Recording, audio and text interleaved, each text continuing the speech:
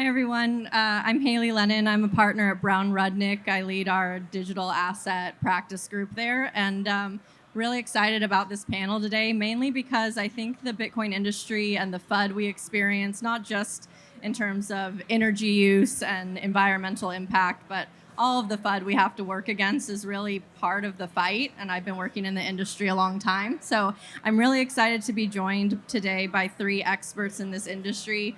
They actually understand a lot more about the actual energy use of Bitcoin mining than I do. And so I'm very happy to welcome Troy Cross, Margot Paez, and Jason Brett to this discussion today. So when I think of this argument of Bitcoin mining and the environmental impact, I really think it's sort of a ends justify the means, right? If you think, if an individual thinks that Bitcoin is worthless, that it's a Ponzi scheme, then of course any energy use and environmental impact won't be justified. But there's also people in the industry that understand the promise of Bitcoin, that still recognize the potential environmental impact, and regulators that touch on this space. And I think the way to set the stage today, maybe we can just start by sort of the history of the negative FUD in this industry, like where it came from, because it's popped up in reports. We had the Biden executive order that mentioned the environmental impact. So I'd love to just hear from all three of you and a little bit about your background as well. But like when you realized that this FUD and narrative was something we were going to have to fight against in the pursuit of Bitcoin. Well, I'll start. I'm Troy Cross. I'm a philosophy professor and a fellow at the Bitcoin Policy Institute. And I was mining Bitcoin myself in 2011, and I was thinking about the environmental impacts of mining back then. So I guess it wasn't FUD back then, it was just my own thoughts. But I was convinced that there would be a problem if Bitcoin were to reach the market cap of gold in the first epoch when the block reward was 50 Bitcoins per block. So that's when I first freaked out. It was my own freak out, and it actually caused me to stop mining because I was concerned about it. So I didn't really put it in the FUD camp. Later on, it took on a life of its own, and I would say the key player in this was Alex DeVries, otherwise known as Digit Economist, who's a hobbyist. He had a website called Doge Economist, and he tracked Bitcoin's emissions with his own model. He has a master's degree, works for the Central Bank of the Netherlands, and is generally treated as a Paris-based economist by outlets like the New York Times and the Guardian. Digiconomists seeded a doom narrative of Bitcoin mining, its impacts on the environment, that was picked up by outlets like the New York Times. Those stories, the early stories from Paul Krugman and others at the New York Times calling Bitcoin evil, influenced academia. And Nate Harmon is here, Nathaniel Harmon, founder of OceanBit. Nate happened to be a graduate student at the University of Hawaii, where Camila Mora teaches. And Mora's undergraduate class wrote a paper in 2018 and published in Nature Climate Change that the title of which is that Bitcoin mining alone, apart from all other human activities, will heat the planet 2 degrees above pre-industrial times, apart from all other human activities, with a bogus model based on Alex DeVries' statistics. That article was thoroughly debunked 3 times in the same journal in the same year. But it was sort of too late. The ship had sailed on the narrative. Nature Climate Change is very respected. And this article, in turn, was cited by a letter to Congress by 70 different environmental organizations. It was the only citation in their letter to investigate Bitcoin's impacts on the environment, signed by these 70 organizations, which means no one at any of these 70 organizations so much as checked the journal, where matters arising are listed at the very top of the article in the 3 debunking articles. So it's sort of a depressing thing that nobody did their due diligence at 70 environmental orgs, or the congressional staff that received that letter and then held hearings. It was those hearings that led to ultimately the Biden administration's executive order. And here we are. And the narrative, I think, in DC has pretty much been set. I won't say any more. Sorry to recount the entire history, but if you want to know where it came from, it's like a grand accident that started with one dude in Holland with an axe to grind who worked for a central bank and who was billed as something he wasn't. And it feeds through the media machine back into academia, shaping their perception. And then once that narrative was set and calcified, it became very, very difficult to dig deeper into the truth of the impact of Bitcoin mining because there was tremendous political pressure to sort of verify what we already, quote unquote, knew.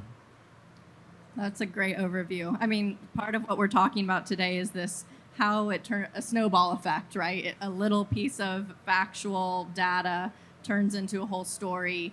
That's what the mainstream media runs with. Then regulators start to hear that. State and local and federal regulators start to think that way. And then we have such an uphill battle to climb.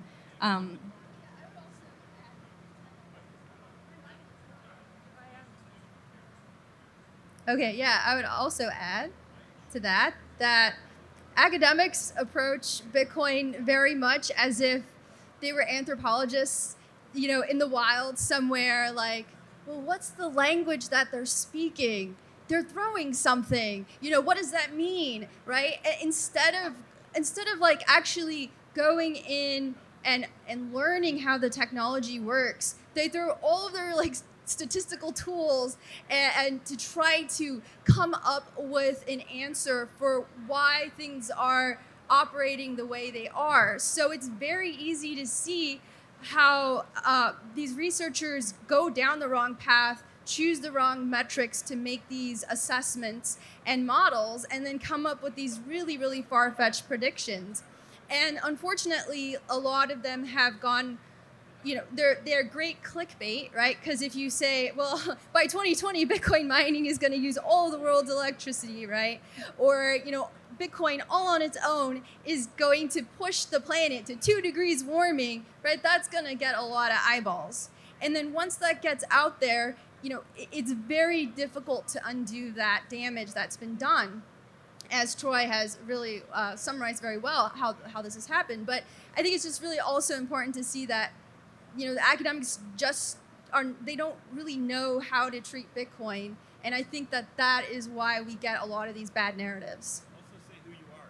Oh, yeah, and I'm Margot. Hi. I'm a fellow at the Bitcoin Policy Institute. I'm also a PhD candidate at Georgia Tech, where I do research on Bitcoin mining. And Jason, do you want to introduce yourself quickly and then? Sure. I'm Jason Brett. I'm a former FDIC regulator, did the financial crisis in 08 and 09, and then have been in the Bitcoin policy world really since 2016 in a variety of areas. I would, not to start to try to make the panel so interesting, but slightly disagree with Troy's take in terms of where we are today with why Bitcoin mining is such an issue at the political level. And it really just involves, if you look at the White House, basically before the Biden executive order in 21, the White House, Federal Reserve, Treasury, all were looking at this space and how it was growing. Remember, that was the bull market. And they were basically worried about 3 things. They were worried about making sure the government can control monetary policy, controlling financial institutions from a safety and soundness and consumer compliance protection, and illicit finance. The environment sort of shoehorned its way into this because what happened was, as we all know, Biden is very focused on the climate. And so for Biden, who's unusually focused on the climate, Bitcoin and DeVries' report essentially became a political football, and that whole academic community was basically weaponized to explain how Bitcoin is a thorn in the side of what is the highest goal of the president, which is climate change. And so that's more just a little bit more of a color to what Troy was saying, is to realize that the Biden executive order had to do with everything that they think is wrong with Bitcoin. The environment got thrown in thanks to somebody like DeVries conveniently being there that they could pull to as an academic expert. And I think something we've talked about briefly is just this, how the narrative can be set in stone, but then change, and regulators are sort of slow to keep up with the speed, right? So, even recently with BlackRock applying for the Bitcoin ETF, their CEO has been a very big proponent on ESG and environmental initiatives, and now he's applied for a spot Bitcoin ETF. And people felt like that indicated this changing narrative. I'd love to hear your thoughts on how that narrative has changed, maybe why it's changed, if it has had to do with the efforts of individuals like you and this industry, and have regulators caught up yet? Okay, well, am I on now? Yeah. Okay. So I think that the Bitcoin community does deserve credit for that narrative. Some of that narrative changed. I also think that there was momentum building up to this point in the industry for a while. And I think, people like Troy and myself, we kind of came in at the right moment with some of the right ideas to be able to, put that narrative out more forcefully, especially with the work that we've done at BPI, and Troy has spoken with people at the White House on the crypto assets and environmental impact stuff. So I do think that we deserve some credit in being able to plant the seed in this consciousness to shift mindsets. I don't know, maybe Jason or Troy disagree with me, but I do think that there were these ideas that already existed in Bitcoin. You can go back and look, pre-2019 or so, and you do hear discussions about Bitcoin mining being used with renewable energy or moving in that direction. I think there was just needed to be a swelling of voices to get that out there, and to get it out there strategically. And I think that we are helping to do that. And now I'm seeing that the narrative itself is taking a life of its own. But I also think that there's a lot more that we need to do with regard to that narrative. And actually more data, it would be great. But I think, it's very interesting to watch this happen in real time. If I could, I don't think we're anywhere close to changing the narrative. I think most of the world has decided the matter, and they're just like, Bitcoin's bad. Bitcoin's bad for the environment, and it's end of story. They're done. What we're seeing in the Bitcoin community are stories here and there in Forbes crypto. And there was a Bloomberg Terminal story that was really encouraging recently. There was an MIT paper, working paper, that extolled a lot of the virtues of Bitcoin mining that we haven't seen publicly anywhere. So we're seeing cracks in the FUD, but it's just the beginning, and most people don't notice that or even pay attention. And in fact, what we have is a kind of, things on the ground have also changed. To some extent, it's been Bitcoin advocates who are changing the narrative, but a lot of it is miners and their behavior and the changing dynamics of the economics of mining. What we saw at the height of the FUD that raised interest from the White House was we had mining banned in China. We had 60% of the hash rate moved to elsewhere in the world, much of it coming to the United States. And the groups that were watching the coal plants shutting down in the US, like the Sierra Club, for instance, noticed that these shutdowns were being delayed because Bitcoin miners were moving into aging Rust Belt infrastructure for power and keeping these plants open and planning the opening of new plants. And so they rang the alarm, and they wrote a great response to the executive order, actually, the Sierra Club, which very closely mirrors the final report of the White House. So they deserve some credit for the FUD. But that dynamic was shaped by China banning Bitcoin, Bitcoin running in price from 3,000 to 69,000, making mining on any power in the world super profitable. And what miners needed to do is just find power infrastructure and plug in wherever they could. They found cheap capital here. They found in the US, they found lots of aging infrastructure. They found rule of law, and they came to the US. And this is what freaked out the administration. Oh my God, we see ourselves on a path towards reducing emissions. Miners have come in and spoiled everything for us, right? And that's reflected in the White House's report. And that's kind of where we are. Since then, what's happened? The price of Bitcoin has drawn down significantly. The hash rate of mining has gone way up, driving the margins of mining way down, meaning now only the cheapest power available is profitable for mining. The price of power, instead of being a small percentage of the business of mining, most of it being ASICs and CapEx, is now OpEx. 70 to 80% of the cost of running a mining business is now electricity. And it's a brutal zero-sum game. And so these narratives, which have been around a long time, and Hassma developed this narrative in 2014 and published it in Bitcoin Magazine. But this narrative that Bitcoin mining will buy the cheapest power in the world, put a floor under electricity prices, but a very, very low floor, and that will ultimately drive energy innovation and drive the transition to renewables, because renewables always have waste power associated with them, and the cheapest power in the world is wasted power. That narrative is finally starting to happen. Look at the break-even prices of mining, when it is profitable and when it is not profitable to mine. That curve is incredibly steep. So some of what's happened to change the narrative is the underlying reality is starting to deliver on the rhetoric of Nick Carter and Hassma and others. Bitcoin mining is becoming a non-rival consumer of power. They're buying energy that others don't want. That wasn't true 2 years ago. It was a rival consumer. It was driving prices up, and it was using the most expensive power, or whatever power was available, expensive or cheap, right? So the reality has changed, and right now, the policy world is massively lagging on that reality. The academic world is massively lagging on that reality. Margot and I are condemned to reading these papers that are just now being published or in preprint, where not only are the basic dynamics of mining misunderstood, but no one has seen the changing face of this industry. They've locked onto one moment, which was a bad moment for us from an energy and environment perspective 2 years ago, and they think that's what Bitcoin is.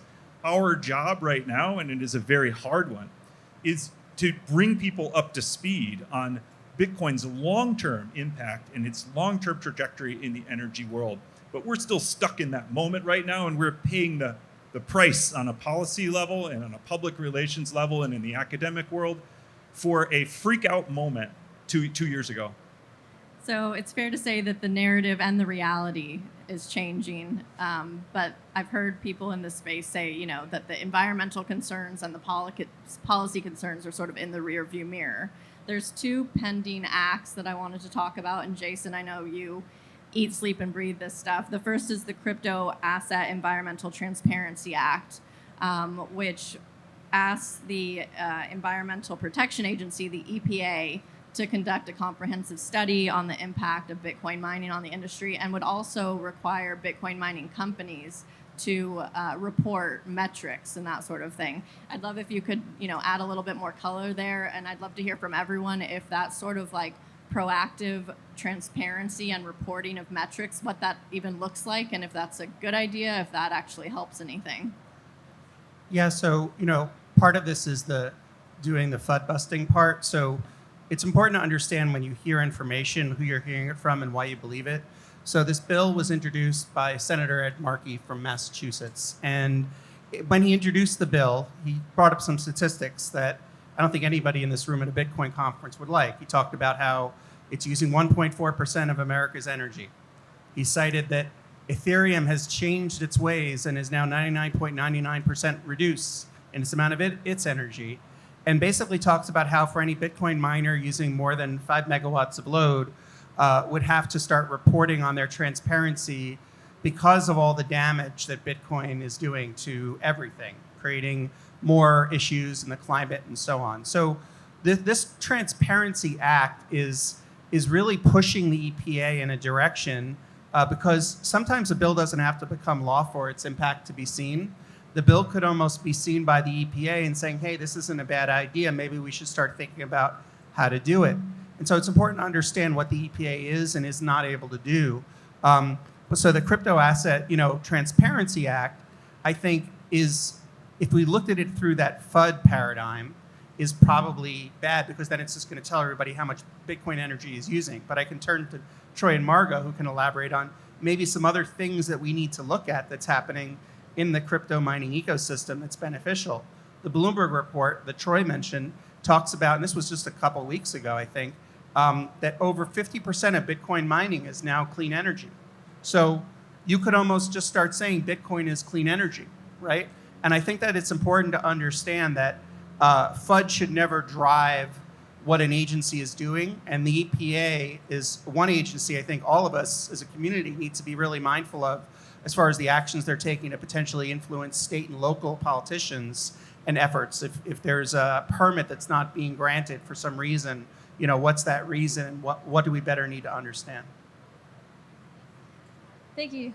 Well, so I wanted to address something that was mentioned about this Bloomberg article and this 55% clean energy. I think it's really important for us to also acknowledge that these numbers are coming from within the Bitcoin world, and that this is from a model from somebody who is a really amazing human being and who is doing very positive things for the space, but it's not a verified model, and we don't know for sure what Bitcoin's energy mix is. And I actually think that that's okay and that we shouldn't obsess about that metric, because if you look at all of the models, it's a really wide range of what people think, what academics think, or anybody with an opinion thinks Bitcoin's energy mix is.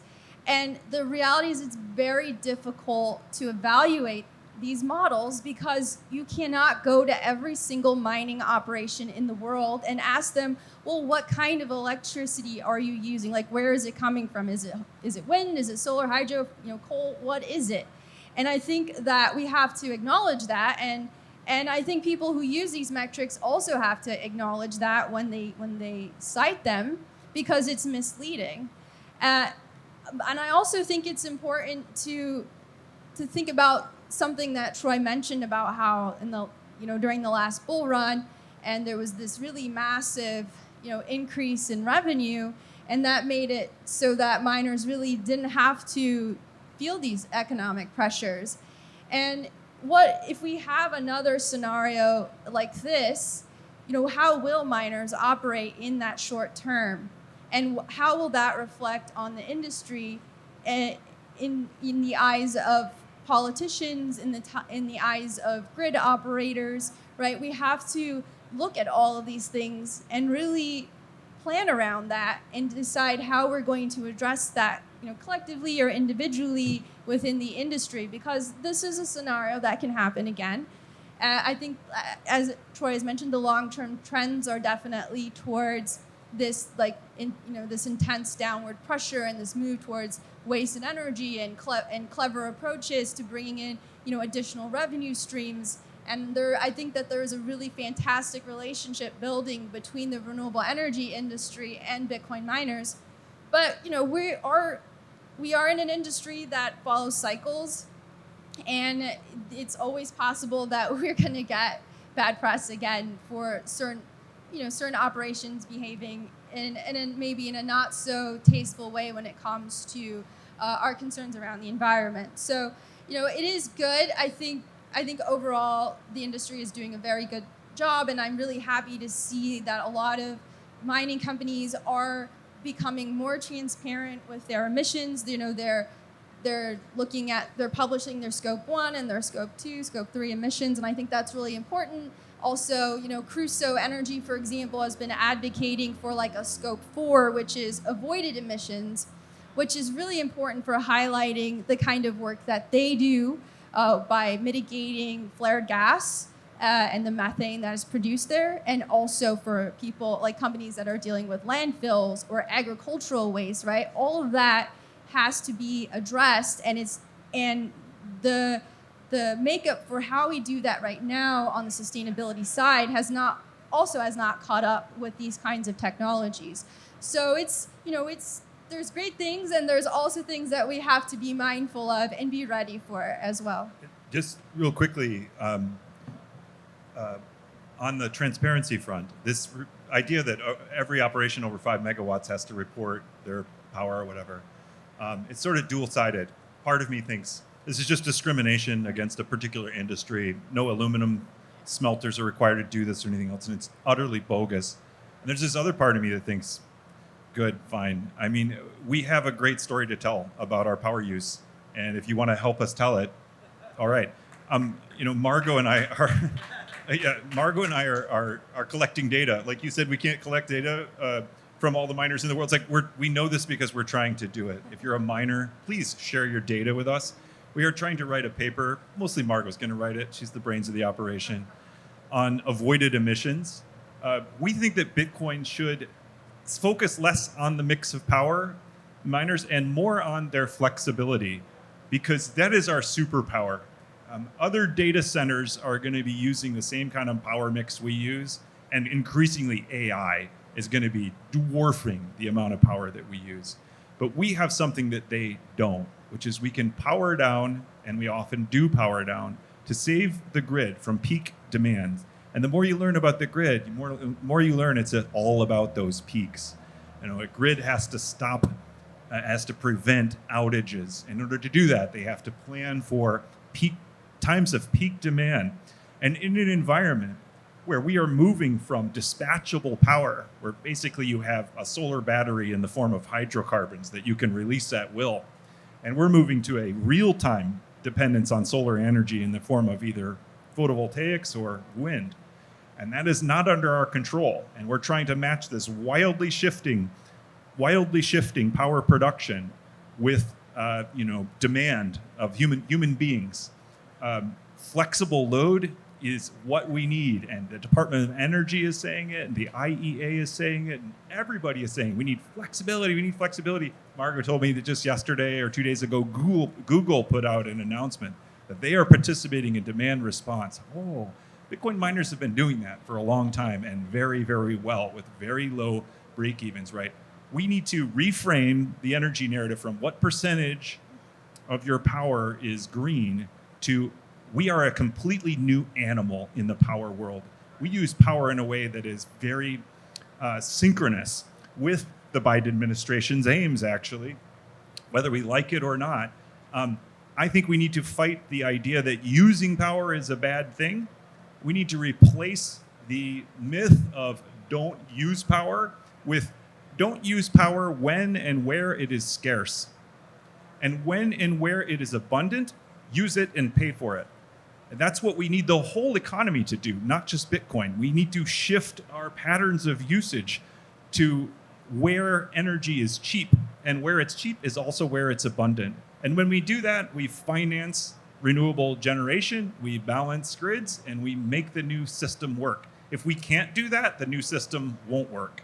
So we have to tell that story rather than fighting about whether it's 49% or 51% renewable, which, as Margot says, no one knows, and it's kind of a losing game, and it's not our game. Well, I think that's part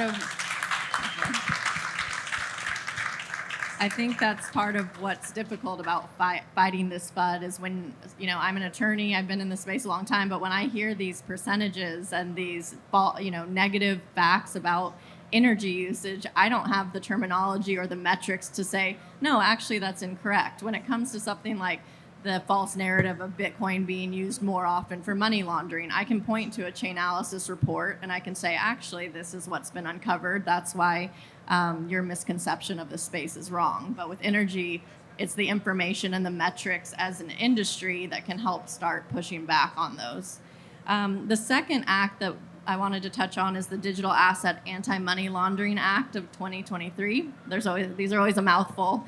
Part of that would be requiring Bitcoin miners and validators to conduct KYC on every transaction. And I think we've seen since September 11th with the Patriot Act, oftentimes anti-money laundering and KYC efforts are used to sort of justify an attack on industries while, encroaching it as we're preventing money laundering. Jason, I know you've spent time looking into that act. Love to hear your thoughts. Sure, thanks, Hailey. And I'm just going to read to give you an idea of the power that this act has had. I think it's worth saying again what Hailey just said so people in this room understand the impact. This is a bill that would make any Bitcoin miner the same as a financial institution, credit union, or money transfer agency company with the same responsibilities that they have today in terms of KYC and AML. So let's think about that for a minute. Any Bitcoin miner would have that same responsibility under this bill. And you know what? I have to say, Senator Elizabeth Warren has done a great job in the Senate of convincing her fellow senators. She's taken upon herself to say this bill is so important. She's going around the Senate convincing other senators, you should come and co-sponsor this bill with me. So how many senators do you think this bill has right now? 15. Out of 100 senators, that means that's 15% of the Senate agrees with the notion that I just shared with you. And so just to read off the senators and the states, and if you can think about how you might be able to affect things or get involved, if it's from your state, you can say something about why are you doing this. But you have Warren from Massachusetts, Roger Marshall from Kansas, Manchin, West Virginia, Graham, South Carolina, Durbin, Illinois, Casey and Fetterman, Pennsylvania, Shaheen from New Hampshire, Bennett from Colorado, Peters from Michigan, Blumenthal from Connecticut, King from Maine, Cortez Mastro from Nevada, Tina Smith from Minnesota, and Whitehouse from Rhode Island, and finally Ben Ray Luan from New Mexico. Did I mention a state that anyone's from by any chance? Okay, all right, there's a few out there. So you have a voice, and just like we have an Elizabeth Warren in the Senate, Cynthia Lummis has done a great job, but can you imagine with the veracity of what Warren is trying to do with quote unquote her anti-crypto army, if we had a senator that actually just cut out the middlemen, cut out all the analysts, and would go around telling senators, you should do this bill. And what great ideas could we do around energy or anything else? Just turn to Margot and Troy. They're like the elves in Santa's shop, and I'm not that I'm Santa, but give me what to go say. I'm gonna say, look at this report and let's do it, everyone. And so I think that it's important to understand that even though this is just one bill, it's not every day that you have 15 senators co-sponsoring, not just voting yes, but signing their name to that this is a good idea, that Bitcoin miners need to do KYC on all of the transactions in the Bitcoin network. Doesn't that just make Bitcoin illegal? And for people who say that the FUD is in our rearview mirror and that regulatory coast is clear, it absolutely is not. That's a clear and present danger to the mining industry and to Bitcoin. I mean, Bitcoin would be fine, mining would be elsewhere, but I mean, this is the marathon sponsored part of the conference, right? Yeah, I mean, that's a disaster. That's a disaster. So we have a tremendous amount of work ahead of us, and